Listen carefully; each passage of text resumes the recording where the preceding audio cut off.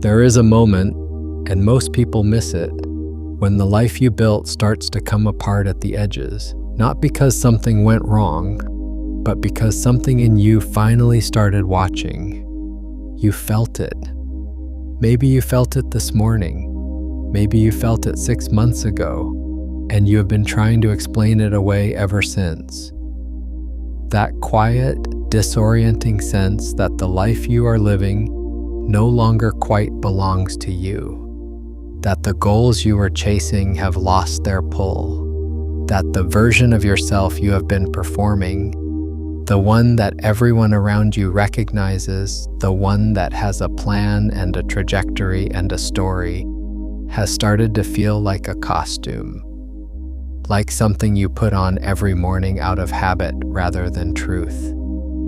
Most people, when they reach this moment, do exactly what the old version of themselves would do. They panic, they grip, they work harder at being who they used to be. They rebuild the structure that is dissolving with more urgency and more force than they built it the first time, and in doing so, they pull themselves right back into the life they were finally outgrowing. But you are here. And that means something. The fact that you recognize something in this, that something in you felt not just curiosity but resonance, that is not an accident. That is the part of you that has already seen what is happening. The part that has been watching long enough to know that what you are experiencing is not collapse, it is not failure. It is not a sign that you made the wrong choices or that you are falling behind or that something fundamental has broken inside you. It is a sign that you have started to see clearly. And when you start to see clearly, what was built on a distorted foundation cannot stay standing. Your old life is gone. Not because the universe punished you, not because you failed at something, but because you changed. Because something inside you finally looked directly at what was there. And the moment you looked, it could not stay the same. Today we are going to look at that, together, without flinching. Because here is what no one tells you about the dissolution of an old life. The reason it is so disorienting is not that something is being taken from you. It is that something is being revealed. The structure that is falling away was never your life. It was a construction built by a version of you that was operating with incomplete information, with a distorted lens, with fears you has not yet examined, with a story about yourself that you had accepted without ever truly looking at it. And now you are looking, and what has been seen cannot be unseen. So stay with me, because what we are about to move through together is not just an idea. It is a map of the territory you are already standing in. And once you can see where you are, really see it, the fear begins to lose its grip. Not because the fear was wrong to be there, but because fear only maintains its power in the dark. In the light of clear observation, it has nowhere left to hide. Look closer. There is a phenomenon in quantum physics that most people have heard of, but very few have truly allowed to land in the way it needs to land. It is called the observer effect. And in its simplest form, it says this: the act of observation changes what is being observed. Not as a metaphor, not as a spiritual principle, as a measurable, repeatable, empirically verified fact about the nature of physical reality. In the famous double-slit experiment, physicists discovered something that should have shattered every assumption we hold about the solidity of the world. When electrons, physical particles, are fired through two slits and not observed, they behave like waves. They spread out, they interfere with themselves, they create a pattern of probability across the detection screen. Multiple possibilities coexisting simultaneously. This is called superposition. The particle is not in one place.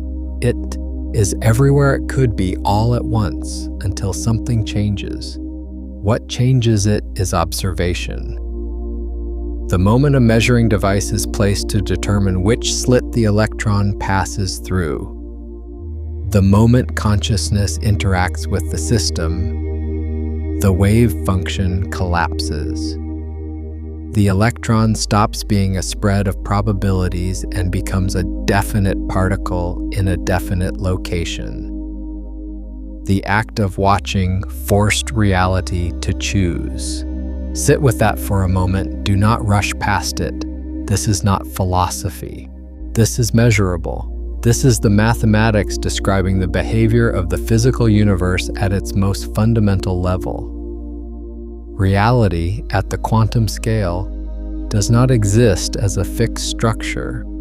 It exists as a field of probabilities, and those probabilities collapse into specific, definite physical outcomes when consciousness observes them. Now watch what happens when you apply this to your life right now, every relationship in it, every circumstance, every rant, every pattern that keeps repeating, every door that keeps closing, every version of the future that keeps manifesting, is not a fixed road that was laid out before you arrived. It is a probability field. And the state of that field, the specific possibilities that are gaining strength and the ones that are losing it, is being shaped by the observer, by you, by the version of consciousness you are operating from in this moment. This is where it gets precise. When the version of you that built your old life was observing reality, it was observing through a particular lens. A lens shaped by specific beliefs about what was possible for you. Specific fears about what would happen if you stopped performing. Specific emotional patterns that had been running so long they felt like facts rather than programs. And that lens, that particular quality of observation, was collapsing the probability field into a specific set of outcomes. The outcomes that match the frequency of the observer. Your external reality has always been a reflection of your internal state of observation. Not because the universe is punishing or rewarding you based on your vibration in some vague metaphysical sense, but because the quality of your attention determines which possibilities you see, which ones you move toward, which ones you signal your readiness for through your choices and your energy and your presence. The observer shapes the field. The field responds to the observer. This is not belief. That is quantum mechanics. And here is what that means for the dissolution you are experiencing right now. When something inside you shifted, when the observer began to change, the probability field surrounding your life began to reorganize. The outcomes that were most likely when you were operating from the old identity started losing their probability. And new outcomes, ones that match the person you are becoming, started gaining strength. The old life did not disappear because something external changed. It started dissolving because you changed, because the observer changed. And when the observer changes, the field has no choice but to respond. If this is landing for you, if something in this is making the dissolution you have been living through feel less like failure and more like mechanics, take a second and hit like and subscribe so we can keep going deeper together. But look closer, because here is the layer underneath that, the one that most people never reach, because the discomfort of the transition is too loud to see through. The dissolution of your old life is not a side effect of your growth. It is not an unfortunate consequence of becoming more conscious. It is the evidence of it. It is the field reporting back to you that the observer has shifted, that the lens has changed, that the version of you who was collapsing reality into those particular outcomes no longer exists in the same form. The old life coming apart is not the problem. It is the proof. Let me show you something. There is a story I want you to watch carefully. His name was Elias, and for 11 years he had built a life that looked, from the outside, like everything a person could want. A career that commanded respect, a relationship that was stable and familiar, a daily routine that gave his weeks a shape he could count on, friends who knew his name and his history and the version of himself he had decided to present to the world. Elias was not unhappy. That was the confusing part. He was not suffering in any way he could point to. He had no dramatic reason to want a different life. And yet, somewhere around the beginning of his 38th year, something began to change in a way he could not name or explain. It started with the work. Not that the work became harder or that he stopped being good at it. He was still good at it. But the feeling that had once accompanied the work, the sense of meaning, the pull toward it in the morning, the quiet satisfaction at the end of a long day, had started to fade. He would sit at his desk and go through the motions with perfect competence and then drive home and feel nothing. Not disappointment, not resentment, just a flat, strange absence where the meaning used to be. Then it spread to the evenings. The conversations that had once felt engaging started feeling like recitations. He and his partner would sit across the table from each other and exchange words about their days, and Elias would notice himself performing the role of someone who was present rather than actually being present. He still loved her. He was certain of that. But the frequency at which they used to meet, the place where they had once genuinely touched, had shifted, and he could feel the gap even when they were sitting in the same room. He told himself he was tired. He told himself it was a phase. He did what everyone around him told him to do. Push through, stay consistent, stop being so in your head about everything. But the feeling did not pass. It deepened, and then one evening, sitting in the apartment that had once felt like home and now felt inexplicably like a waiting room, Elias did something he had not done in years. He stopped. He did not reach for his phone. He did not turn on the television. He did not pour a drink or call a friend or find any of the 1,000 small ways he had learned to fill the silence. He just sat. And for the first time in longer than he could remember, he looked. He looked at the life he had built, not from the outside the way he usually saw it as a structure to be maintained or improved or defended. He looked at it from the inside, from the place where he actually lived, and what he saw stopped him completely. He saw that almost every choice he had made in the last 11 years had been made from fear, not dramatic fear, not the fear of something specific and nameable, but a low, constant, pervasive fear of being wrong, of choosing the wrong path and having to admit it, of losing respect of people whose opinions he had never actually examined to determine whether they mattered to him, of stepping off the road everyone could see and into a territory that had no map.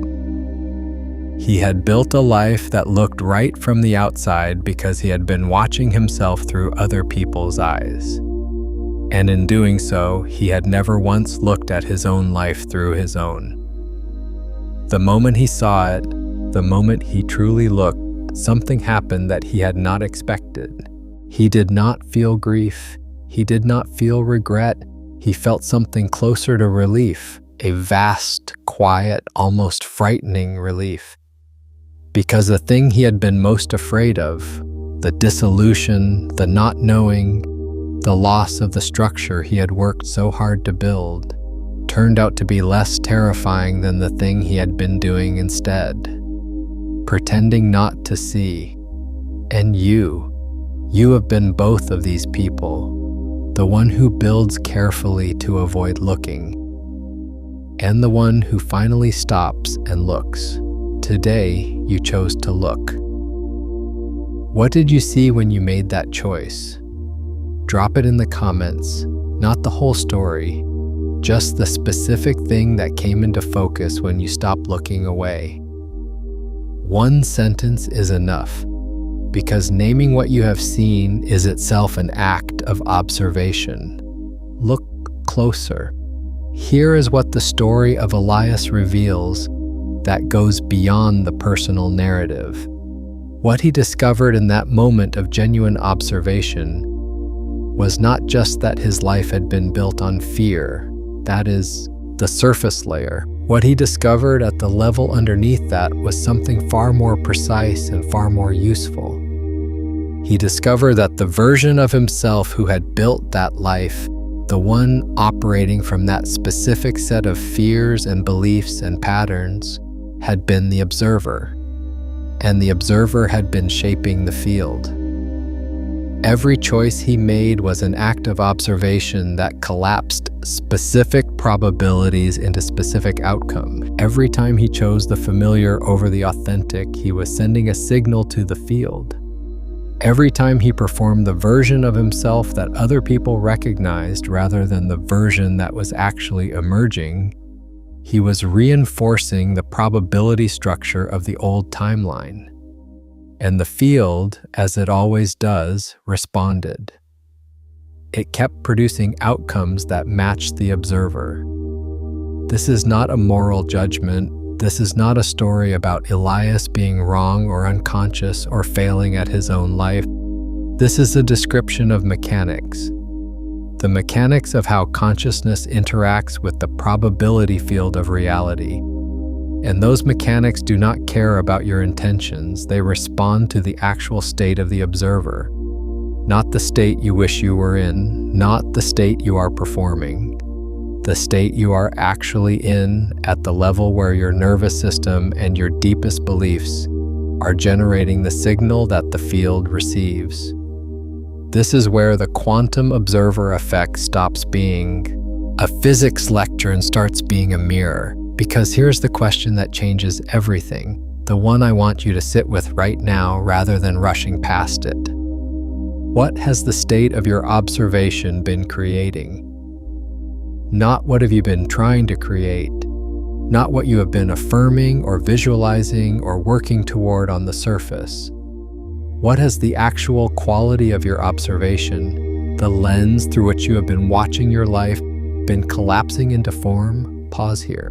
This is not a thought exercise. This is an observation. I want you to close your eyes for a moment if you are able to. And I want you to look at the patterns in your life that have been repeating, not the circumstances, the patterns, the specific type of relationship dynamic that keeps showing up in different faces, the specific way opportunities seem to arrive and then dissolve before they fully materialize. The specific emotional state you keep returning to no matter what the external situation changes to. Look at those patterns. Do not try to fix them. Do not try to explain them. Do not try to trace them back to their origin or assign blame or figure out the solution. Just watch them. Watch them the way you would watch clouds moving across a sky, with curiosity, with precision, without the need for them to be different from what they are. And now ask yourself, what version of the observer would have to be in place for these specific patterns to keep appearing? What lens would have to be operating for this particular set of probabilities to keep collapsing into form? Watch what happens in your body when you sit with that question. Not what your mind immediately says. What your body does, where the tension is, where the resistance is, where the quiet recognition lives that your mind is already trying to move away from. That recognition, that thing your body knows and your mind is already composing an explanation to avoid. That is the layer we are going to look at now. Because here's what no one tells you about the dissolution of an old life. The reason it is disorienting is not the loss of the external structures, the apartment, the career, the relationship, the routine. Those are not what is actually dissolving. What is dissolving is the identity that required those structures to feel real. The version of the observer that needed those specific reflections from the external world in order to maintain its story about who it was. And that is terrifying, because most of us have never distinguished between ourselves and our identity. We have assumed that the story we tell about who we are is the same thing as who we are. We have conflated the observer with the observed. We have looked at the construction and called it the self. But watch this carefully. Who is doing the looking right now? When you observe your thoughts, when you notice the fear, the resistance, the pattern, the story, who is the one noticing? It is not the thought. The thought cannot observe itself. It is not the fear. The fear cannot watch itself and remain fear. It is not the identity. The identity cannot step outside itself and see its own construction. There is something else, something prior to all of those, something that has been watching all along, even when you were convinced you were only the thing being watched. That is the observer, not the constructed self, not the performing identity, not the version of you built from fear and conditioning and the accumulated choices of a person who was doing the best they could with the lens they had. The observer is what remains when all of that is seen clearly, when all of that is looked at directly, without flinching, without rushing to rebuild or explain or defend. The observer is the most powerful position in the universe, not because it controls anything, but because it sees clearly. And clarity is the only force that transforms without resistance. Now watch what happens when you bring that clarity to the dissolution you are experiencing. The old life is not something that was done to you. It is something that was built by a particular version of the observer. And that version of the observer has changed. Something inside you has shifted at a level deeper than decision or intention. Something in the way you see has changed. And because the way you see has changed, what you are seeing has changed. And because what you are seeing has changed, what the field is collapsing into form around you has changed. The old life is not gone because you lost something. It is gone because you outgrew the lens that made it visible as the right life. It is gone because the observer that required it no longer exists in the same form. And here's the layer underneath that.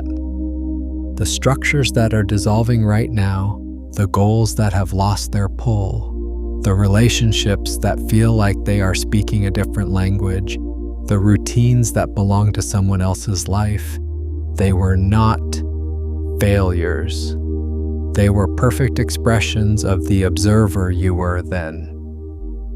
They were the field responding precisely and accurately to the state of the observer. They were reality doing exactly what reality does, collapsing into the form that matched the frequency of the one watching, which means that what is forming now, in the space that the old structures are leaving behind, is also going to be a perfect expression of the observer you are becoming. The field is not punishing you, it is not testing you, it is not withholding, it is responding. It has always been responding, and now that the observer is changing, the response is changing. But here is the part that determines everything. The part that is the fork in the road that most people never even realize they are standing at. The transition between the old observer and the new one is not instantaneous. There is a space between them, a territory that has no map because it is the territory of becoming rather than being. And in that territory, the nervous system does something completely predictable. It panics, not always in an obvious way. Sometimes the panic looks like productivity. Sometimes it looks like making sudden decisions. A new job, a new relationship, a new plan. Anything to replace the structure that is dissolving with something solid enough to stand on. Sometimes it looks like going back. Back to the ex who represented the old familiar frequency. Back to the career that felt safe even when it felt wrong. Back to the version of yourself that everyone around you recognizes, even though you know you have already left it behind. The brain does this because from a neurological perspective, uncertainty activates the same circuits that respond to physical danger. When the future is unclear, the amygdala fires. The nervous system shifts into a state of heightened alertness, scanning the environment for threats, searching desperately for something familiar to anchor to. And the most familiar thing available is always the old identity, the old patterns, the old way of being that at least has the advantage of being known. So the brain whispers, "Go back. This is a mistake. You were fine before. Stop this and return to what you know. And this is the moment. Right here. This is where timelines diverge." If you listen to that voice, if you obey the panic and rush back into the old patterns, something very specific happens at the level of probability. The nervous system sends the same signals it has always sent. The brain returns to the old predictive models. Your emotional state reverts to the familiar frequency, and the field, responding to the observer as it always does, begins reorganizing around the old identity again. The new possibilities that were gathering strength lose their charge. The timeline that was beginning to form quietly collapses. This is not punishment. This is mechanics. This is the observer effect operating at the scale of a human life. When the observer reverts to its previous state, the probabilities connected to that state reassert themselves. It is not personal. It is structural. But if you can do something different in that moment of uncertainty, something that every cell in your body might resist, everything changes. And what is that something different? It is not action. It is not forcing a new direction. It is not manifesting or visualizing or constructing a new identity to replace the old one before the old one has fully come down. It is something far simpler and far more difficult than any of that. It is watching, staying in the discomfort without rushing to resolve it. Staying in the not knowing without rushing to replace it with certainty. Staying in the dissolving without immediately reaching for something new to build. Allowing the old structures to come down. Letting the space be empty. Letting the silence be silent. Letting the uncertainty remain uncertain without making it mean something catastrophic about who you are or where you are going. This is the hardest thing a human being can do, because everything in your conditioning, everything your culture taught you, everything your survival programming demands, says that emptiness is dangerous, that not knowing is failure, that if you are not actively building something, you are wasting your life. But look closer. What if the emptiness is not empty at all? What if it is full of something that your old perception did not have the resolution to see? What if the space between the old life and the new one is not a void but a field, a quantum field of possibility that is more alive and more generative than any structure you could rush to build in it? Let me show you something. There is another story I want you to watch. Her name was Myrrah, and she had spent the better part of 3 years trying to figure out what was wrong with her. It was not that her life was objectively bad. She had a job she was skilled at, a circle of people who cared about her, a body that was healthy, a mind that was sharp. By any external measure, she was doing fine, better than fine by some measures. And yet she had been carrying, for those 3 years, a persistent and quietly devastating sense of wrongness. Not about anything specific, about everything in aggregate, a sense that she was living in the wrong version of her life, that somewhere, in some direction she could not quite locate, there was a version of her existence that actually belonged to her, and she was not living it. She tried everything the culture offered for this kind of feeling. She went to therapy and excavated her childhood. She read books about purpose and calling and the science of happiness. She took courses on manifestation and spent months carefully constructing vision boards and morning routines and carefully worded intentions about the life she wanted to call in. She meditated. She journaled, she talked to friends who were smart and kind and full of good advice.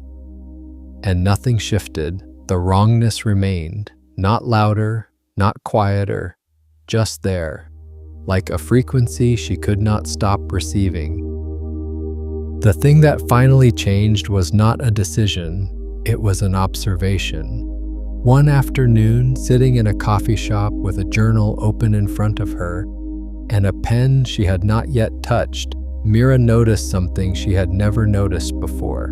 She noticed that every single thing she had tried, every course, every practice, every carefully constructed vision of the life she wanted, had been an attempt to change what she was experiencing without actually looking at what she was experiencing. She had been trying to replace the wrongness with rightness. She had been trying to manifest her way out of the feeling rather than look at it. She had been treating the discomfort as a problem to be solved rather than a signal to be observed. And in that moment, with the journal still empty in front of her, she did something she had never done in 3 years of trying to fix the feeling. She looked at it directly, not at what it meant, not at what it was telling her to do, not at what it would become if she followed it or ignored it. She looked at the feeling itself, the raw, uninterpreted experience of it, the specific quality of the wrongness, the texture of it, the weight of it, the precise location of it in her body. And as she watched it, as she brought the full, undivided attention of the observer to the thing she had been trying to change for 3 years, something happened that she had not expected and could not have predicted.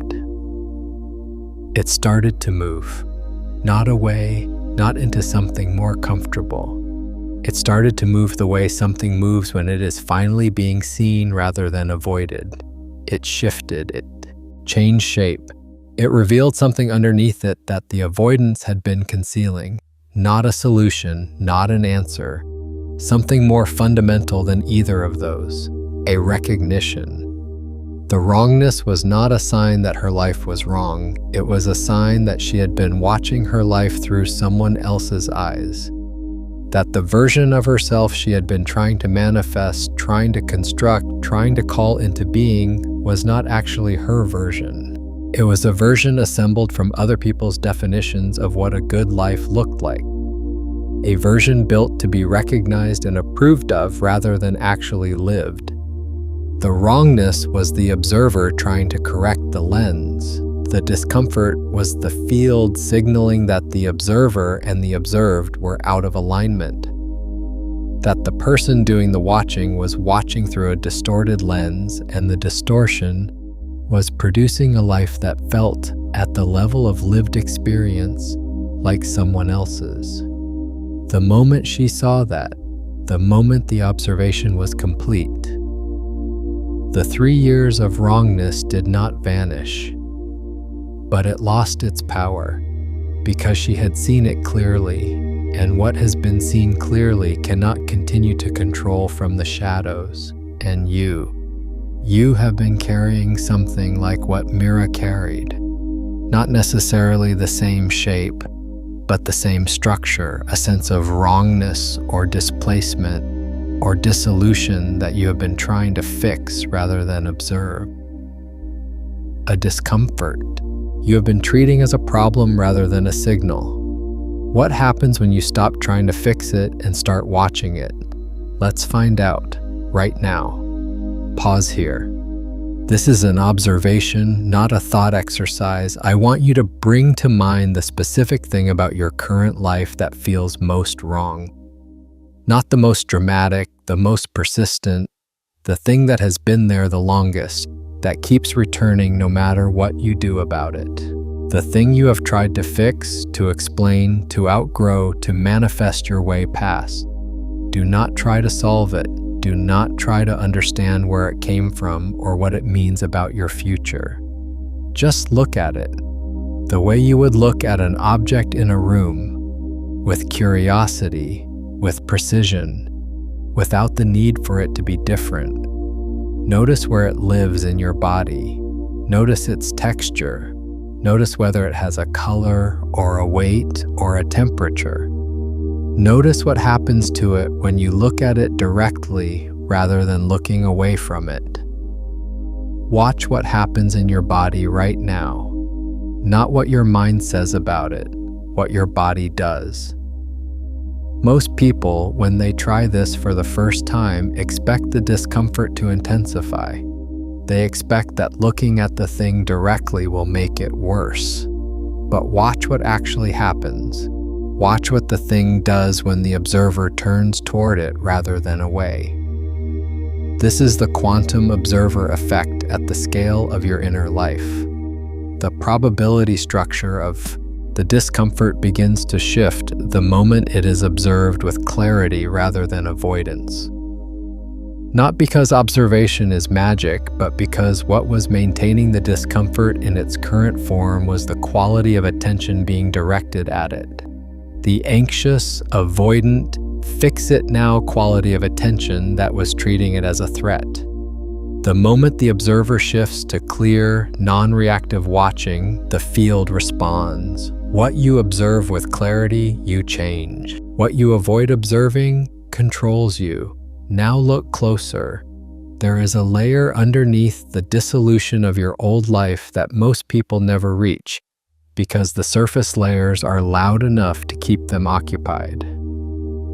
The grief of what is ending, the fear of what has not yet arrived, the disorientation of standing between who you were and who you are becoming. Those are real.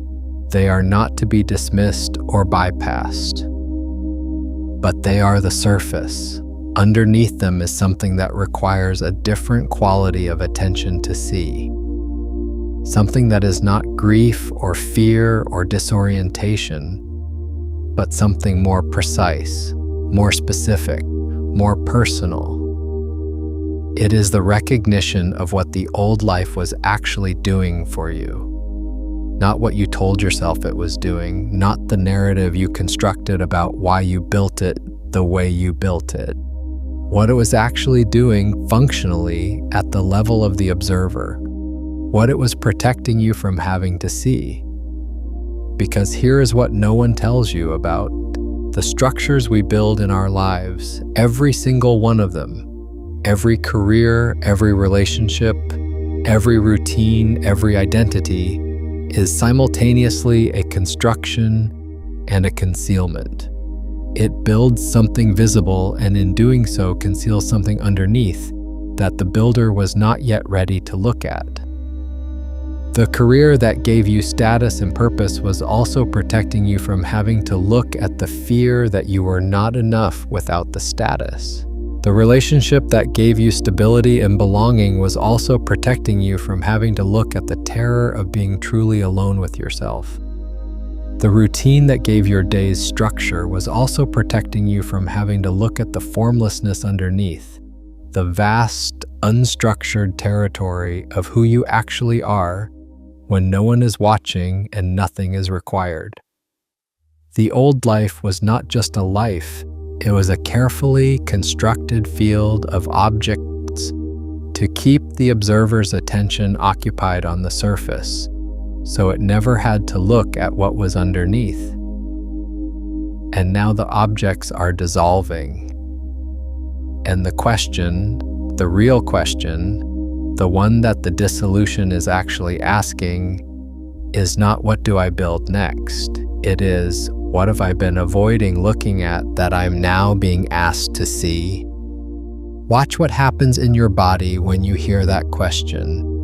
Notice the resistance. Notice where the mind immediately wants to go. Toward solutions, toward action, toward the construction of the next structure. Notice the impulse to skip over the question and get to the answer.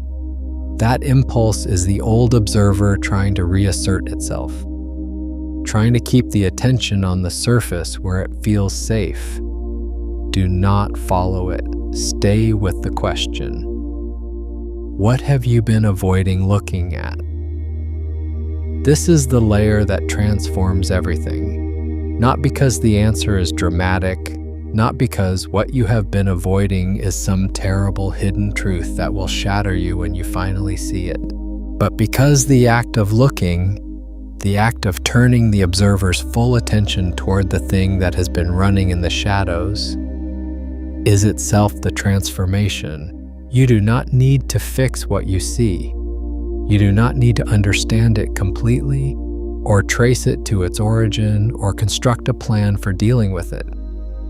You only need to look at it clearly, because what you look at clearly loses its power to operate from the shadows. What you see cannot continue to control you from a place you are pretending not to see. This is the quantum observer effect applied to the architecture of the self. The probability structures that have been generating the old patterns, the ones that were producing the old life, cannot maintain their form under the sustained light of clear observation. They are not destroyed, they are seen, and what is seen clearly transforms. Not because you forced it to, but because clarity is the only force that transforms without resistance. Let me take you deeper into what this actually looks like in practice, because the concept is one thing, the lived experience of it is another. And the gap between understanding this intellectually and actually embodying the observer state is the gap where most people get stuck.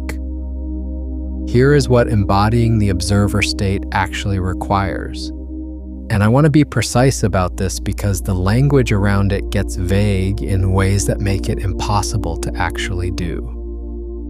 The observer state is not a feeling. It is not a state of bliss or peace or elevated consciousness that you achieve when you have done enough inner work.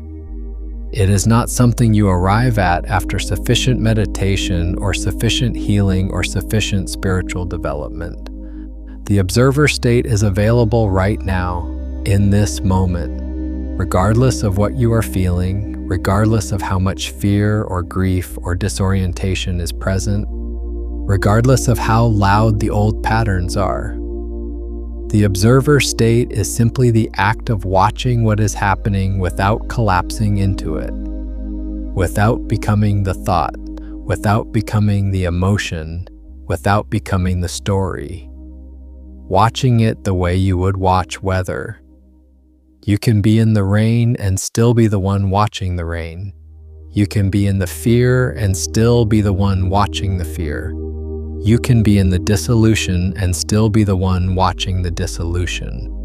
The moment you remember that you are the one watching, not the thing being watched, everything shifts. Not the circumstances, not the feeling, the relationship to the feeling, the position of the observer relative to the observed.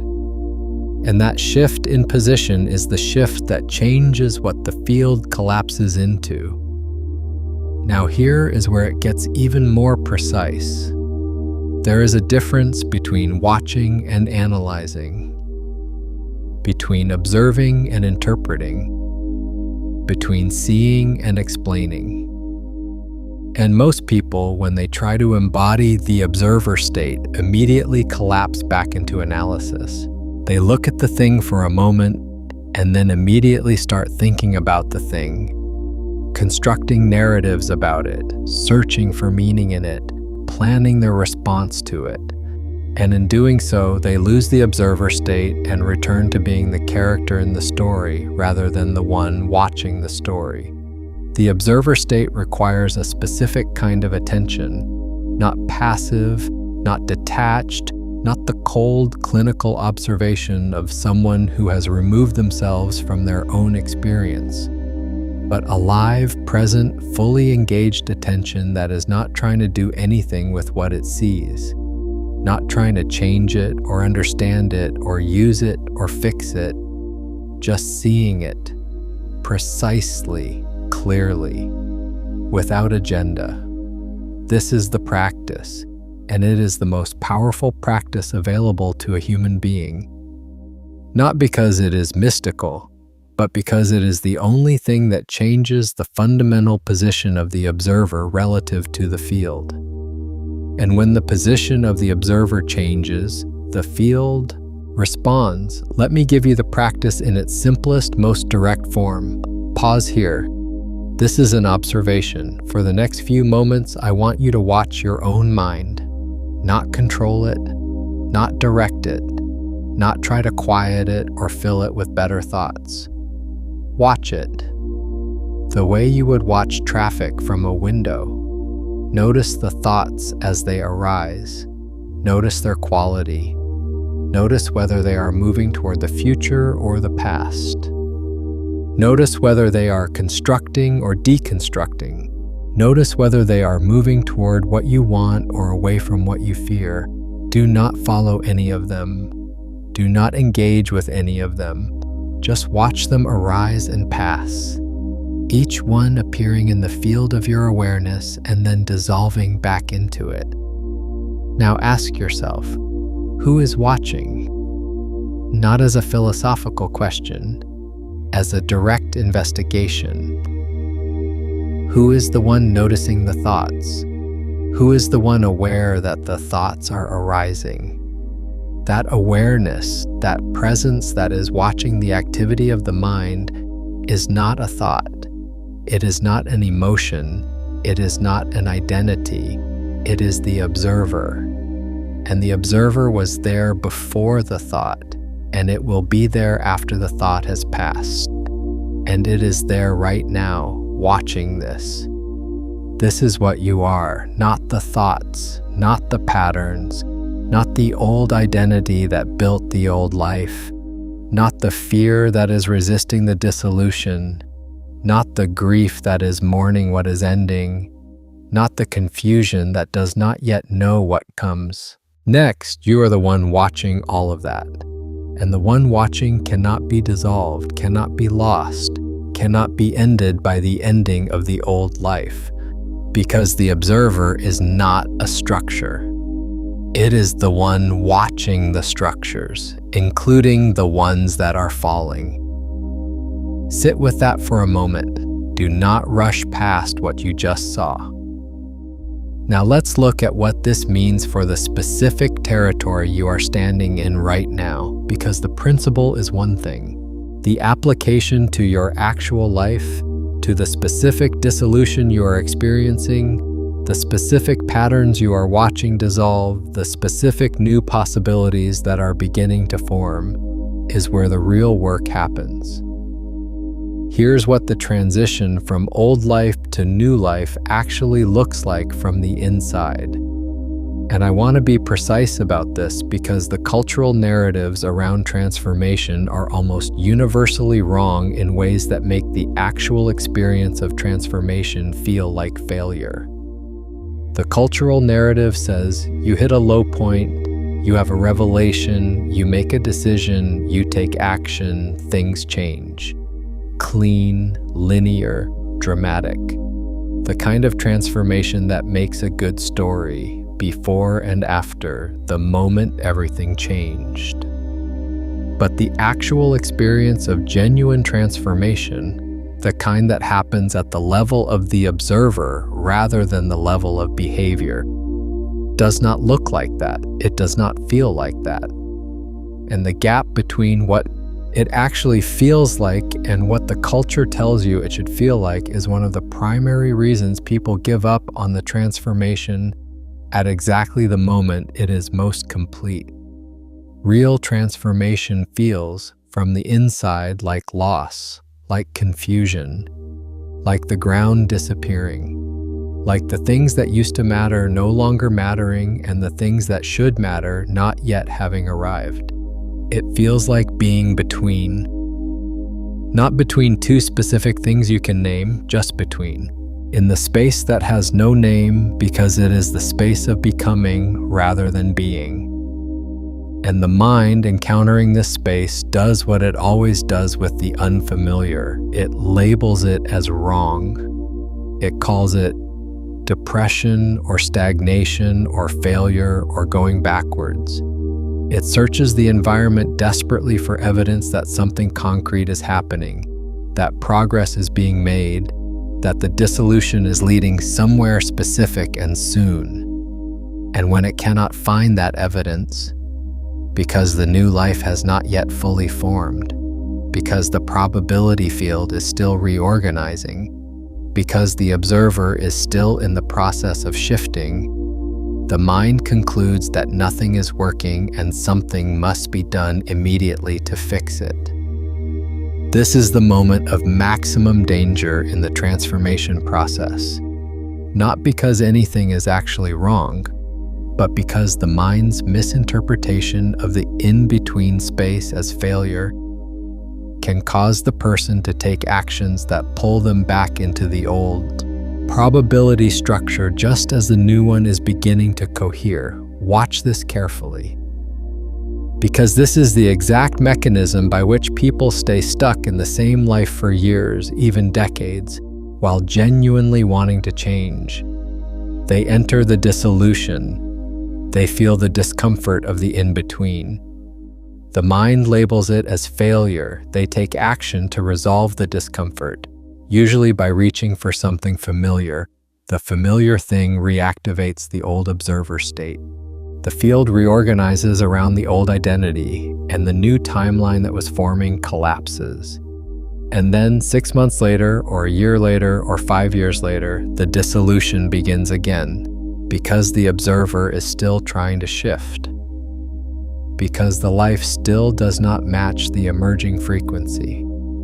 Because the field is still responding to the gap between who you are becoming and who you have been performing. And the cycle repeats. The only way out of the cycle is through the dissolution, through the in-between, through the discomfort of the space that has no name and no map and no guarantee. Not by forcing a new life into being before the old one has fully dissolved, and not by rushing the process, but by staying in the observer state through the entire transition. By watching what is happening without collapsing into it. By trusting not as a spiritual platitude, but as a quantum mechanical understanding that the field is reorganizing, that the new probability structure is forming, that the observer is shifting, and that the life which will cohere on the other side of this transition will be a more precise, more authentic, more complete expression of the observer you are becoming than anything the old identity could have built. But look closer, because there's a layer underneath even that. A layer that is the most important one and the most difficult to see because it requires the observer to look at itself rather than at what it is observing. The question is not just what is the new life going to look like. The question is, what quality of observer are you becoming? Not what new structures will you build. What new lens will you be looking through when you build them? Not what new goals will you pursue. What new frequency will you be generating when you pursue them? Not what new version of your life will emerge from the dissolution. What new version of the observer will be watching when it does? Because the new life is not something that will be given to you, it is not something you will find, it is something that will emerge from the field as a direct expression of the observer you are in the process of becoming. And the quality of that emergence, the precision of it, the authenticity of it, the degree to which it actually matches who you are, rather than who you were performing, is entirely determined by the quality of the observer. This is why the work of this transition is not the work of building a new life. It is the work of becoming a clearer observer, of removing the distortions from the lens, of looking at the fears and the patterns and the inherited beliefs and the unconscious programs that have been shaping the quality of your observation, and seeing them clearly, not fixing them, not healing them, not transcending them, seeing them. Because what is seen clearly loses its power to distort the lens without your awareness. This is the work. And it is not dramatic, it is not linear, it is not something you complete and then move on from. It is an ongoing deepening of the capacity to see clearly, an ongoing refinement of the observer, an ongoing willingness to look at what you have been avoiding looking at, and to trust that the looking itself is the transformation. Now let's bring this to where you actually are, right now, in the specific life you are living, in the specific dissolution you are experiencing. Here's what I want you to look at, not as an abstract principle, as a direct observation of your own life. What is the specific thing that has been dissolving, not in general terms? Specifically, the career that no longer fits, the relationship that has been losing its frequency, the identity you have been performing that has started to feel like a costume, the story you've been telling about who you are and where you are going that has started to feel hollow. Look at it directly, not at what it means about your future, not at what you are supposed to do about it, at the thing itself.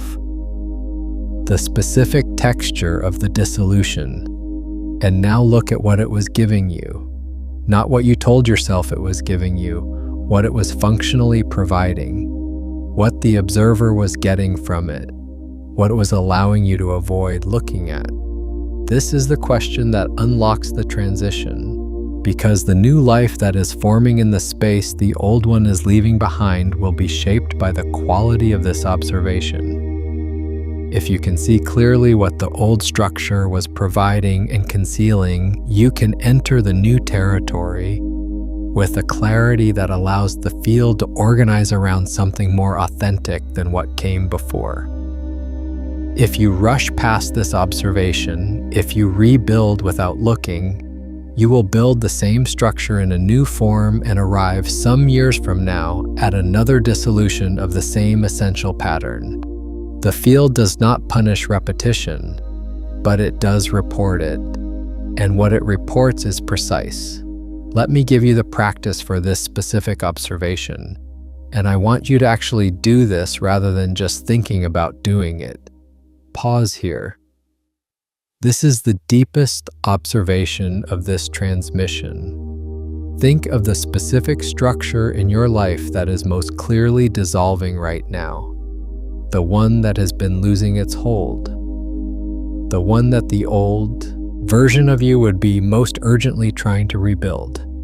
Now ask yourself 3 questions, not in sequence, simultaneously. Let them all be present at once and see what arises. First, what did this structure tell me about who I am? What identity was it confirming or maintaining? What story about myself was it allowing me to keep telling? Second, what did this structure protect me from having to feel? What was the emotional experience that the existence of this structure made it possible to avoid? Third, what was I not allowed to want as long as this structure was in place? What possibilities were foreclosed by the existence of this particular form? What version of myself was incompatible with this structure and therefore kept from emerging? Watch what arises when you hold those three questions simultaneously. Watch what your body does. Watch where the recognition lives. Watch what the mind immediately wants to move away from. That movement, the mind's impulse to look away from what arises, is the most important thing to observe, because the thing the mind is moving away from is the exact thing that transforms when you look at it directly. Do not follow the impulse to look away. Stay with what arises. Watch it. Precisely, clearly, without agenda. This is the observer state in its most powerful application. Not observing something comfortable or neutral, observing the specific thing that has been running your reality from a place you were pretending not to see, turning the full, undivided, non-reactive attention of the observer toward the thing that the old identity was built to conceal. And watch what happens when you do. If something just moved in you as you held those three questions, if something surfaced that you have been circling for a long time without naming, leave it in the comments. Not to explain it, just to name it.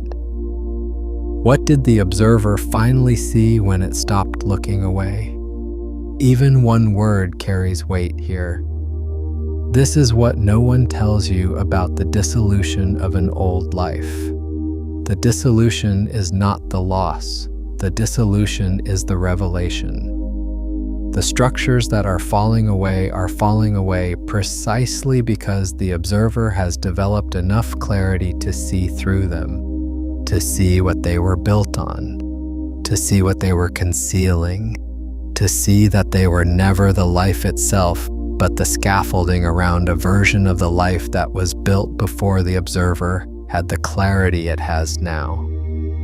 The scaffolding comes down because the building can finally stand on its own, because the observer is finally clear enough to see what was actually there all along, underneath the construction, the life that was always trying to emerge, the version of yourself that was always present underneath the performance, the frequency that the field has always been trying to organize around, waiting for the observer to become clear enough to let it. This is what is happening, not loss, revelation, not ending, emergence, not collapse, clarity. Now let's talk about what comes next, not as a promise, not as a manifesto about the beautiful new life waiting on the other side of this transition, but as a precise description of what the field begins to produce when the observer genuinely shifts. When the observer changes, when the lens through which you are watching your life becomes clearer, more authentic, less distorted by fear and inherited belief and the need for external validation, the probability field surrounding your life begins to reorganize. Not dramatically, not overnight, but measurably, specifically, in ways that, if you are watching carefully, you will begin to notice. The first thing that changes is what you notice. Before the observer shifts, you notice what confirms the old story. You notice the evidence that you are who you have always been, that things work the way they have always worked, that the possibilities available to you are the ones that were available to the old identity. This is not a conscious choice. It is the natural function of a lens. It shows you what it is configured to show you, and the old lens was configured by the old observer. When the observer shifts, what you notice shifts. You begin to see possibilities that were always present in the field, but that the old lens did not have the resolution to register. Connections that would not have registered as significant to the old observer suddenly feel important. directions that would have seemed irrelevant or risky or wrong for you suddenly feel worth exploring. The field has not changed. The possibilities were always there, but the observer can now see them. The second thing that changes is what you are drawn toward, not what you think you should want, not what the old identity was chasing, what actually pulls you. The authentic pull, the one that comes from the observer rather than from the fear, begins to become more distinct, more recognizable. The difference between the pull toward something authentic and the pull toward something familiar starts to become perceptible in a way it was not when the old observer was in place. The third thing that changes is what you tolerate, and this is often the most uncomfortable aspect of the transition because it directly affects the people around you. When the observer shifts, what was tolerable before becomes intolerable. Not because you have become more difficult or more demanding or less loving, but because the clarity of the observer makes the gap between authentic connection and performed connection impossible to ignore. The relationships and environments and conversations that were built on the old frequency start to feel like they belong to a different person. Because in a very real sense, they do. This is not a reason to immediately dismantle everything. It is information. It is the field reporting back to you about the gap between where the observer is and where the structures around you were built. And what you do with that information, whether you use it to force premature change or to observe clearly and allow the natural reorganization to unfold, determines the quality of what emerges. The fourth thing that changes is what you create, not what you try to create, what you actually create, what arises naturally from the state of the observer. When the lens is clearer, what you put into the world is more precisely an expression of what is actually there, more authentic, more resonant, more aligned with the frequency of the observer you are becoming. And the field responds to that, not because the universe is rewarding you for being more authentic, but because what you offer from a place of clarity resonates with what is seeking clarity in others. The field organizes around coherence, and the observer becoming clearer is the observer becoming more coherent. This is the new life that is forming in the space the old one is leaving behind. Not a specific set of circumstances that can be described in advance. Not a particular career or relationship or location or set of achievements, a quality of existence, a way of being in the world that is more precisely an expression of the observer you actually are, rather than the observer you are performing. And the specific circumstances, the career, the relationships, the environment, the daily texture of your life will emerge from that quality of existence as a natural expression of it. The field will organize them, not because you manifested them with sufficient force of intention, but because the observer changed. And when the observer changes, the field responds.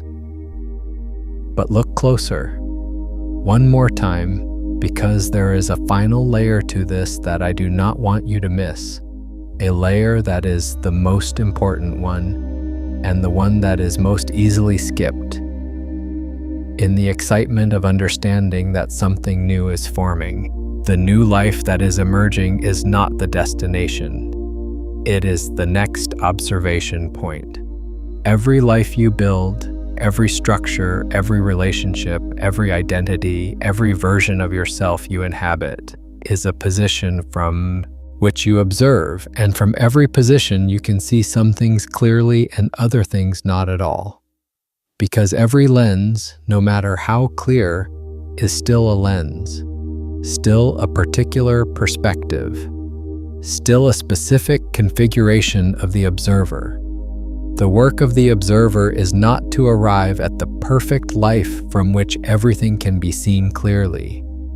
It is to keep looking, to keep watching, to keep being willing to see what the current position is concealing, to keep being willing to let what has been seen transform what comes next.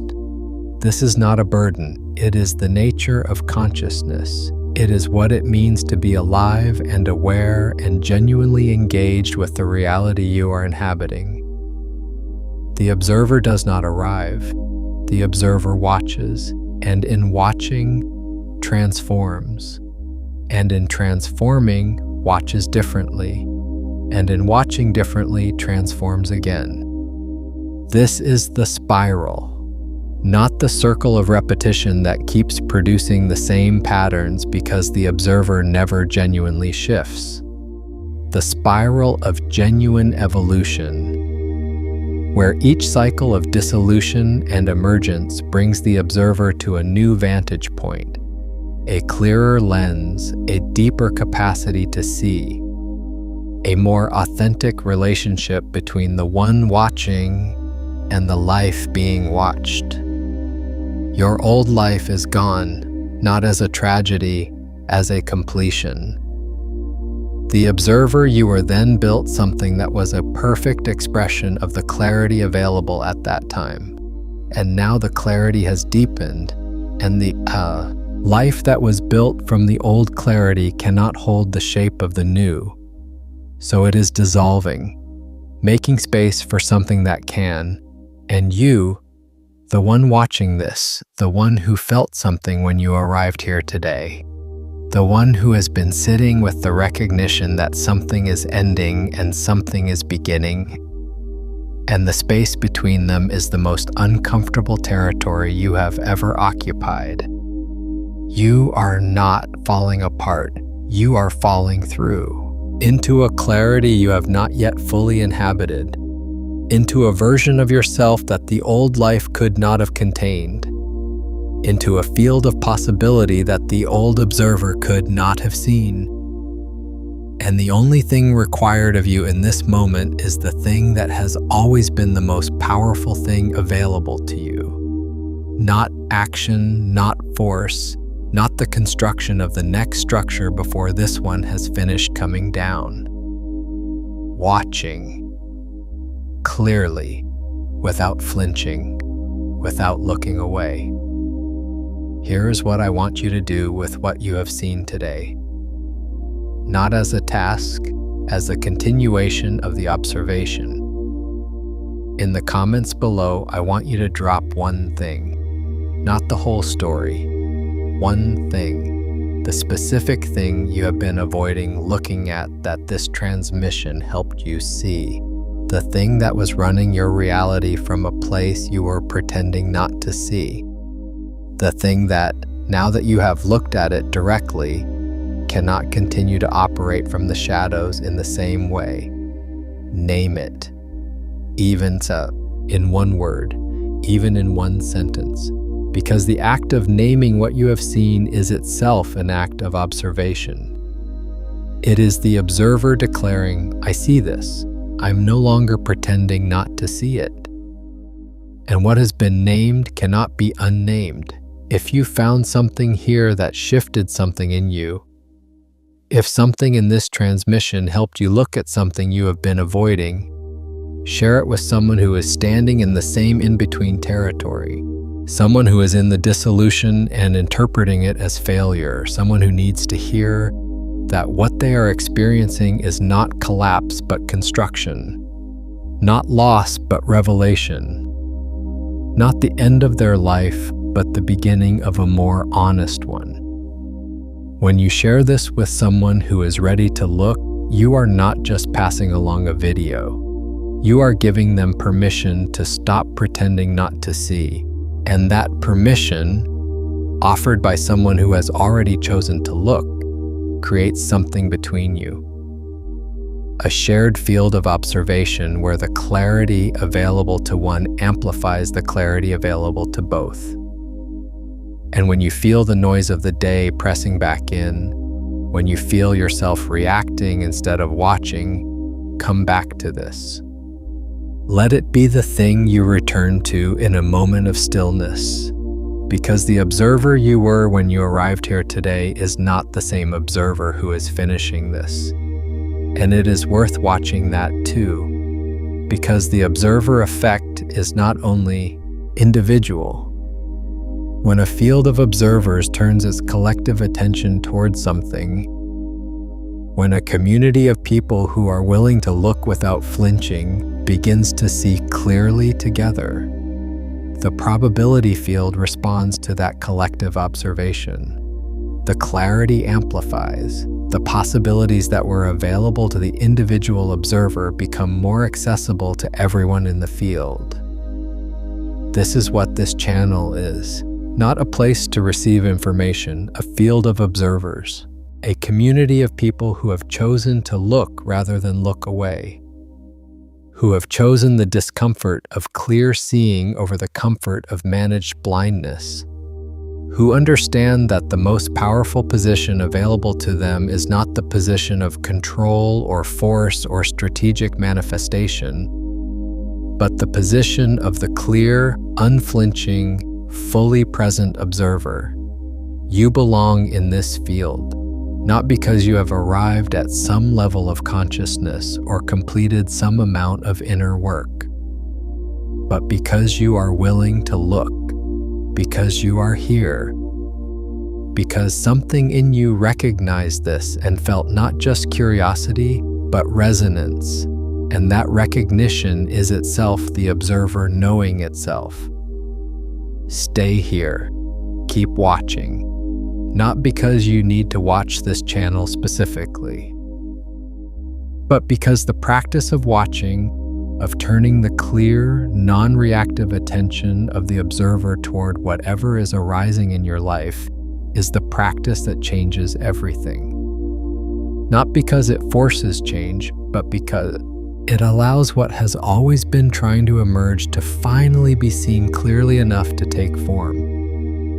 The integration principle for this transmission is simple, not easy, simple. For the next 7 days, when you encounter something in your life that feels wrong, that persistent wrongness, that sense of displacement, that discomfort that the mind immediately wants to fix or explain or resolve, do not fix it, do not explain it, do not resolve it.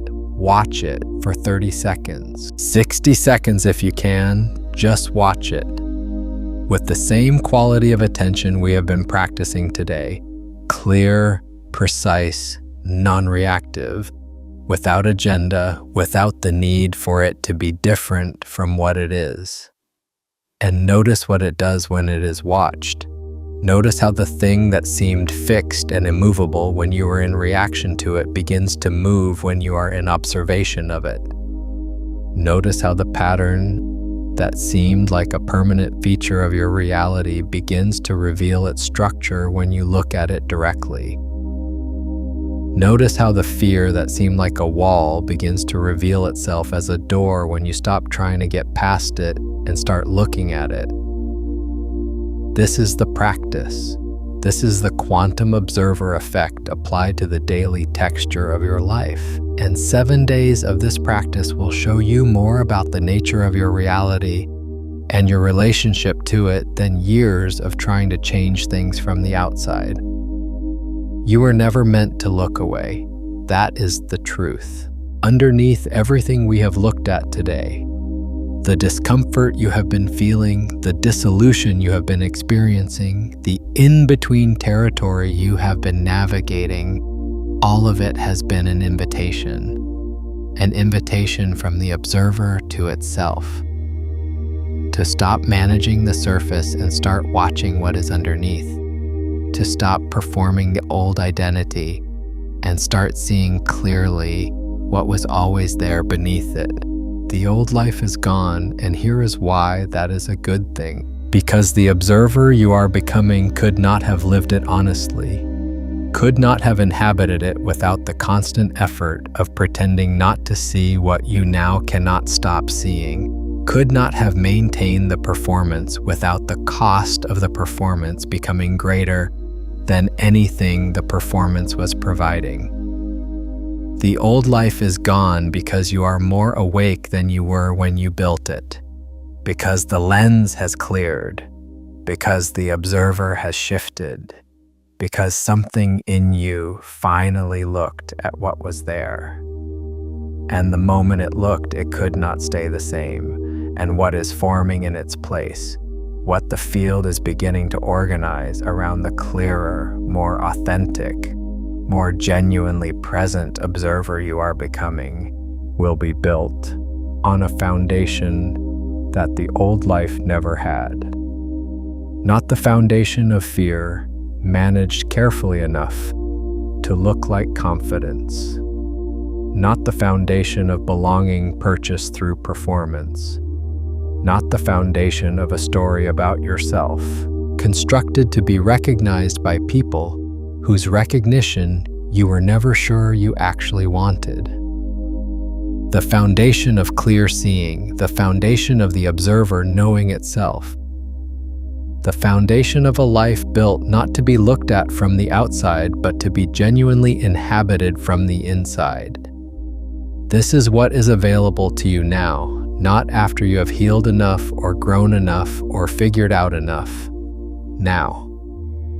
In this moment, in the specific in-between territory you are standing in, the observer is already present, the clarity is already available, the field is already responding to the shift that has already happened inside you. The only question is whether you will keep watching, whether you will stay in the observer state through the rest of the dissolution, whether you will resist the impulse to rebuild before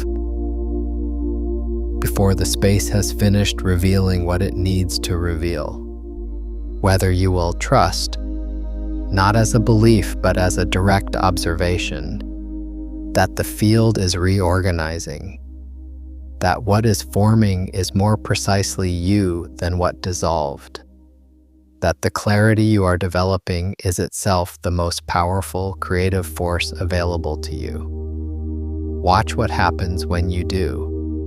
The observer is the most powerful position in the universe, not because it controls, because it sees, and what it sees clearly, it transforms, not by force, not by will, but by the simple, radical, utterly transformative act of looking directly at what is there. What you watch, you change. What you avoid watching controls you. You chose to look today, and what has been seen cannot be unseen. Now you see, and what has been seen cannot be unseen.